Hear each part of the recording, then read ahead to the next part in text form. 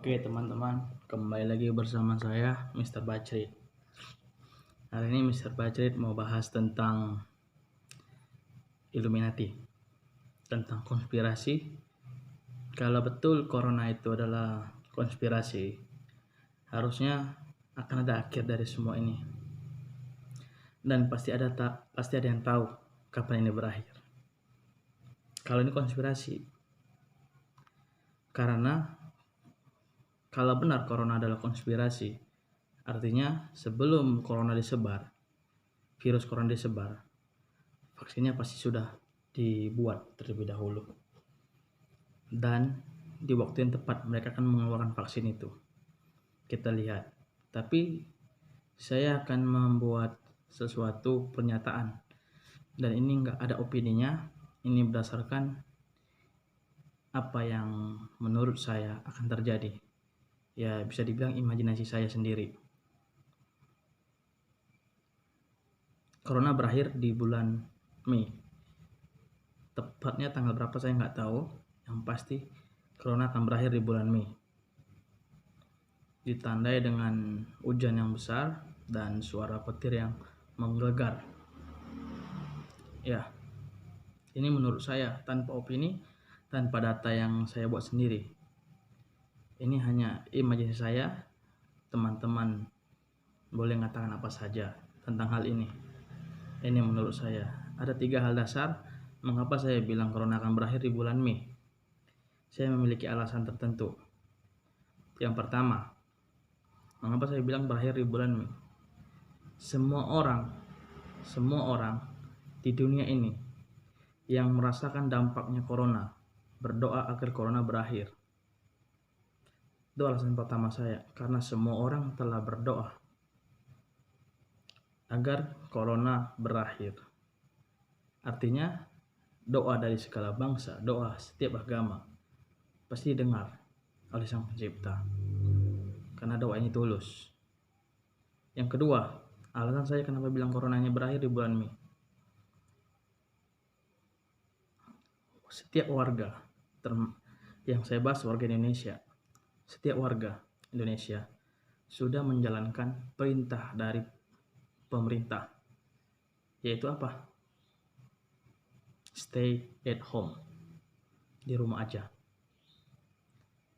Oke, saya sangat setuju, saya sangat mengapresiasi setiap warga yang standby di rumah aja. Ini hal yang luar biasa menurut saya. Yang ketiga,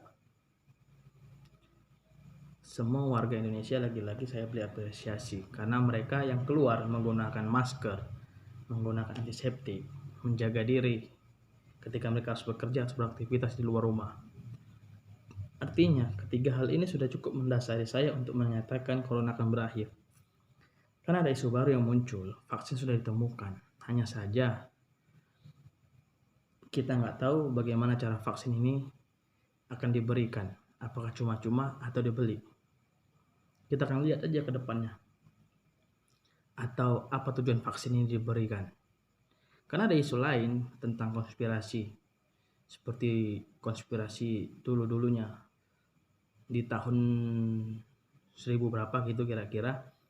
Flu itu adalah penyakit yang mematikan. Karena belum ditemukan vaksinnya pada waktu itu. Dan beberapa penyakit-penyakit yang mematikan lainnya. Sekarang sih flu nggak mematikan lagi karena udah banyak obat flu. Dan orang udah dikasih antibody untuk mengantisipasi flu.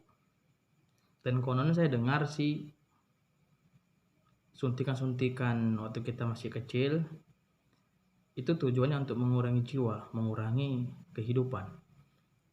Artinya suntikan apapun itu yang kita terima, termasuk saya juga udah disuntik waktu kecil. Alasan untuk kesehatan, benar apa salah, itu tujuannya untuk mengurangi setiap kehidupan manusia, agar penduduk manusia itu berkurang. Dengan tujuan, alasan elit global. Dan saya belum tahu kebenarannya. Kita akan selidiki sama-sama tentang apa itu elit global, apa tujuannya. Jadi menurut saya nih bukan hal yang aneh. Tapi kita akan lihat beberapa data tentang elit global dan beberapa data siapa itu elit global. Kita akan cari tahu apakah ini dimaksud dengan Illuminati atau kita sudah masuk di akhir zaman. Ada teman saya yang mengatakan ini percakapan dua orang bodoh. Dia berkata, apa nggak mungkin Nabi atau Rasul itu muncul di masa depan, bukan masa lalu? Atau kemungkinan waktu kita, kenapa sih waktu itu berjalan dengan satu arah? Apa kita nggak sedang kembali ke masa lalu? Waktu yang telah berputar. Ini percakapan orang bodoh, hal-hal yang dipikirkan yang menurut saya aneh tapi harus dipikirkan. Terlepas teman-teman percaya apa tidak. Tentang gravitasi. Ada hal unik tentang gravitasi yang aneh menurut saya. Kita dari dulu diajarkan tentang gravitasi. Ya. Hukum gravitasi, daya tarik bumi. Menurut teman-teman gimana? Mengapa kalau memang adanya gravitasi di bumi ini, kenapa capung, kupu-kupu, nyamuk bisa terbang? Apakah mereka lebih besar daripada manusia sehingga mereka nggak jatuh? Apakah mereka lebih kuat tenaganya daripada manusia sehingga mereka bisa terbang bebas? Burung-burung di udara tidak tertarik dengan gravitasi. Kenapa saya berpikiran seperti ini? Bicara rotasi bumi ini bergerak apa enggak sih sebenarnya? Kalau bumi bergerak, pasti semua orang berjatuhan. Itu pikiran konyol, anggap aja saya bodoh. Dan muncullah teori gravitasi supaya sesuai bumi berputar pada porosnya. Karena ada gravitasi sehingga semua benda yang ada di bumi ini gak jatuh, tertarik daya gravitasi. Anehnya burung, capung, kupu-kupu, nyamuk, lalat sebagainya, benda yang kecil itu bisa gak tertarik gravitasi. Apakah mereka kuat melawan hukum alam? Kedua, pesawat bisa terbang dengan bebasnya tanpa tidak kena gravitasi. Tapi air laut nggak tumpah. Apakah lebih kuat, lebih besar pesawat daripada air laut? Kalau bicara gravitasi tadi, bumi berputar pada porosnya. Ini hal yang aneh yang harus dipikirkan sebenarnya. Tapi tujuan saya nggak itu sebenarnya. Saya sedang membahas tentang corona ini. Kita lagi cari tahu sebenarnya corona ini konspirasi atau tidak, ini kejadian alam atau tidak. Seperti video saya yang sudah saya share sebelumnya, ada dua perbandingan tentang konspirasi corona dan data-data yang saya dapat di Google.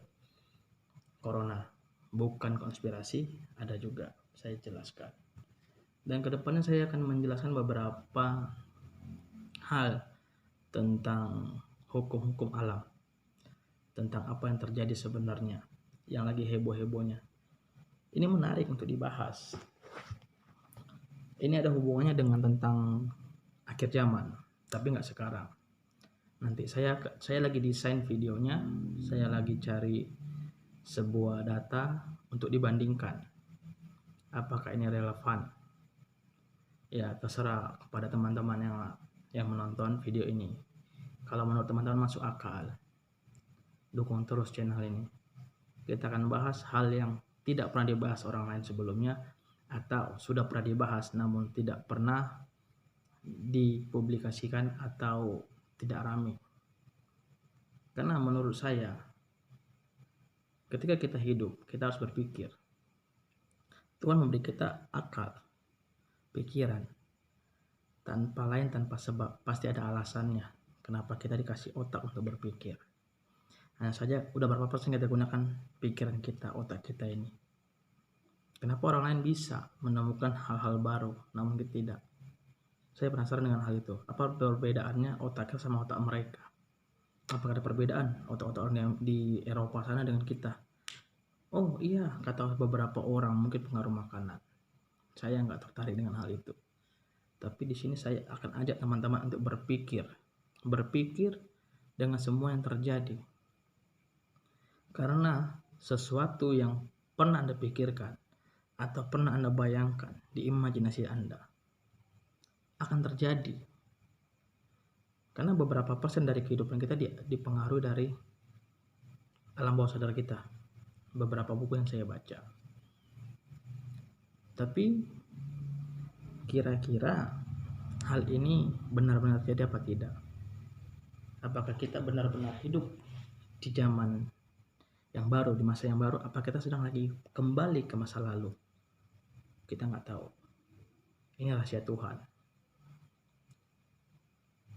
Apakah benar-benar bumi bentuknya bulat? Ini yang lagi heboh dibahas. Tapi saya akan menjelaskan beberapa data tentang hal ini. Perbandingan data dari NASA, bumi bulat, dan perbandingan dari pemahaman manusia bumi datar. Yang saya bilang, bumi datar lah. Jadi kita akan buat perbandingan, teman-teman bisa nilai sendiri apa perbedaannya. Pasti setiap perbandingan ada perbedaannya. Kecil persamaannya. Oke? Mungkin video saya sampai di sini. Nantikan video selanjutnya, saya akan buat yang lebih menarik tentang perbandingan bumi datar dan bumi bulat. Salam Mr. Bachri.